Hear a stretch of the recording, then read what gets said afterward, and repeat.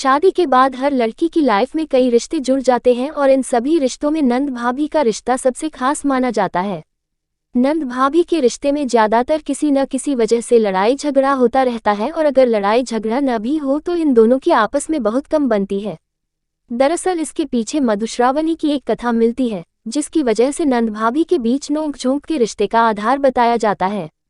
आइए जानते हैं इस कथा के बारे में।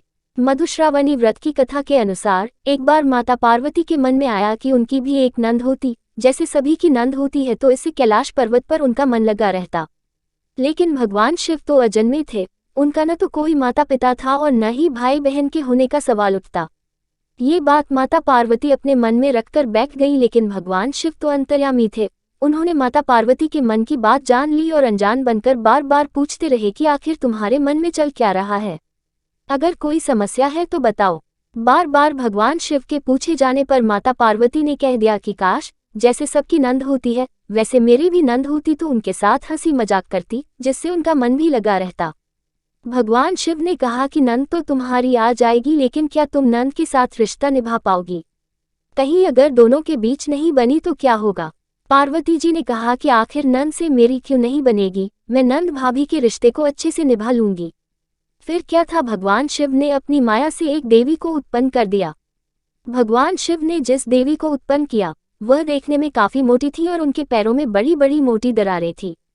भगवान शिव ने कहा कि यह तुम्हारी नंद है और इनका नाम असावरी देवी है। पार्वती जी अपनी नंद को देखकर बहुत खुश हुई और झटपट से अपनी नंद असावरी देवी की सेवा करने लग गईं। असावरी देवी पहले स्नान करके आई और भोजन मांगने लगी।